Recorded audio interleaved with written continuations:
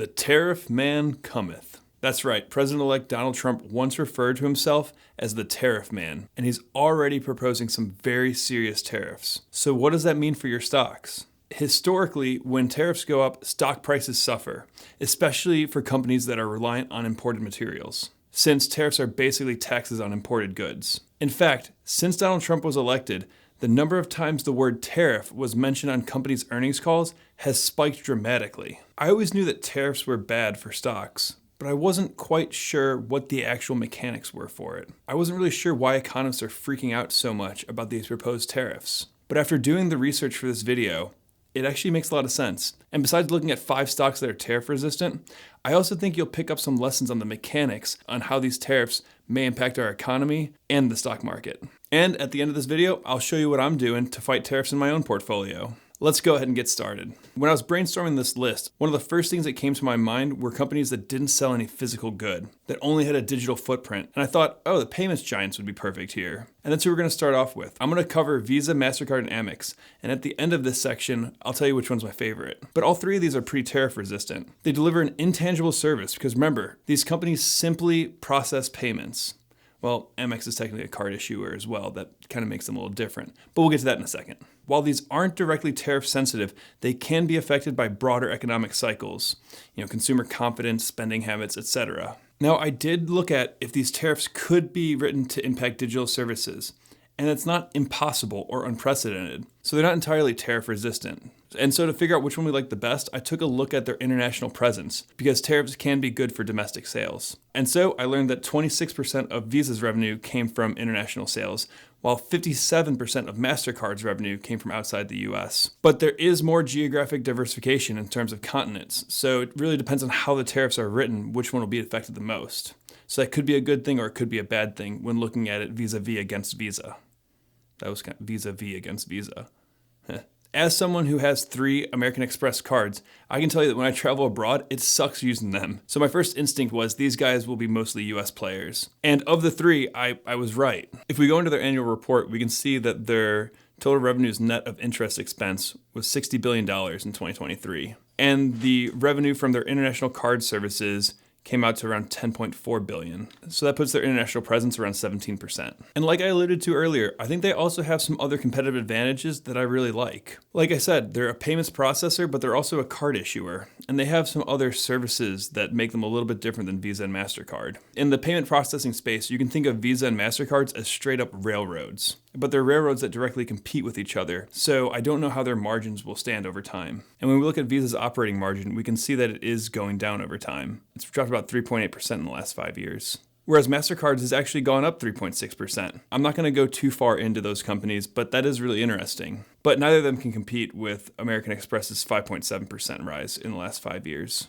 That's really impressive, especially for a company as old as they are. So we'll move on with American Express being our first tariff-resistant stock. I checked their earnings calls transcripts, proxy statements, 10Ks to see if there were any mentions of tariffs. And on their December 10th call, they actually did mention tariffs. But they approached it from an interesting angle. When they were asked about the upcoming administration changes, they said, and then I think what happens with tariffs and how that impacts inflation and overall interest and so forth. And that's one of the first things to remember about what tariffs can do to an economy. The general consensus around economists is that international importers will just pass that tax on to the US consumer, which when prices rise, that can lead to an inflationary environment. So I thought it was really interesting that that's one of the things that one of the largest payment processors in the US is thinking about. Okay, before we get started with our next company, if you like this type of content, please consider giving us a like and subscribe. You'll help us get our message of Buffett-style investing out to more people. Okay, the second company we're looking at is another digital service provider, and that's Google's parent, Alphabet. And just like American Express, this company has a lot of digital revenue streams. Their core businesses include Google Ads, YouTube Ads, Google Cloud, mostly intangible revenue sources, which will minimize tariff impact. It's also a pretty recession-proof company. Google's massive search platform and YouTube's viewership drive ad revenue, which will be relatively unaffected by trade tensions. And they have a wide international reach that diversifies risk. And their churn risk is pretty low. Products like Gmail, Android, Google Play, etc.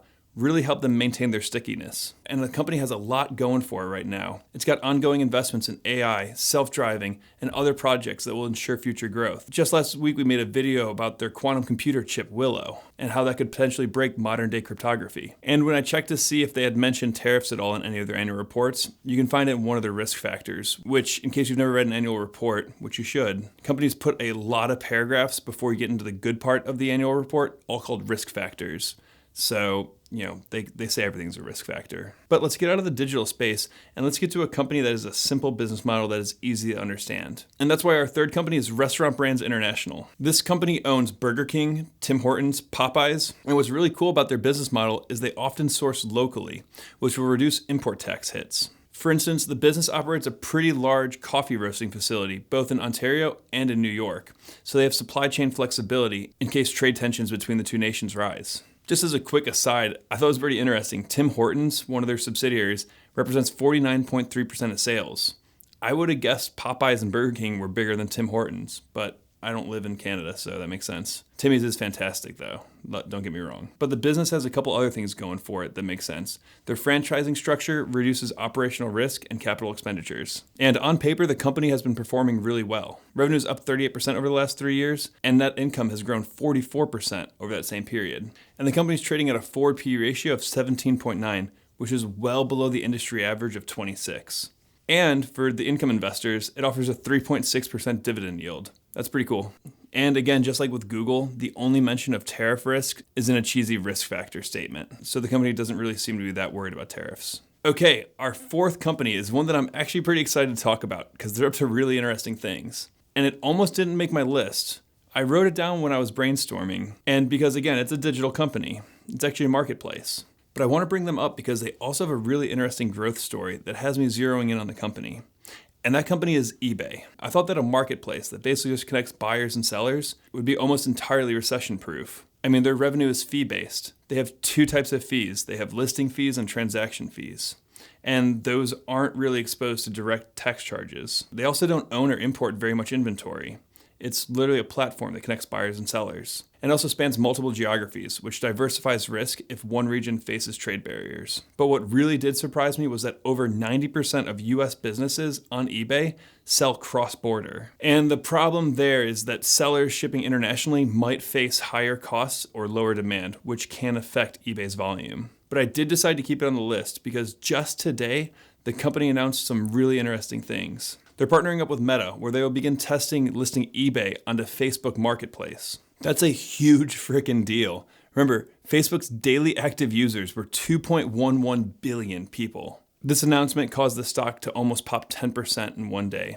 But the PE ratio is still sitting at 17.53, and it pays a 1.5% dividend. And I think that this partnership would be huge. Oh man, I'm resisting the urge so hard to go deep on this company. If you want to see full analysis, let me know in the comments below, and we can make a video on it, because I do think this is a big deal, and it's not rolled out globally yet. They're testing it in specific markets. So we'll see how the actual rollout goes. Okay, last but not least, and definitely my favorite to protect against tariffs, or really any harsh economic climates. And that's Warren Buffett's company, Berkshire Hathaway. This company may be surprising to you because they own a bunch of different businesses across so many sectors, including some industrial ones, but most of their business is around insurance, railroad, utilities, and consumer goods, and a lot more, but it's a huge company. That may seem like risk. Industrial companies are pretty nervous right now. But here's the thing you have to understand about Berkshire Hathaway. This thing is purpose-built to withstand times of hardship. Actually, I kind of misspoke there.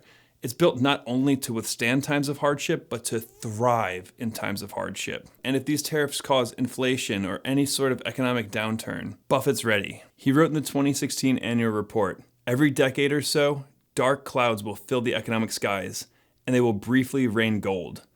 When downpours of that sort occur, it's imperative that we rush outdoors carrying wash tubs, not teaspoons.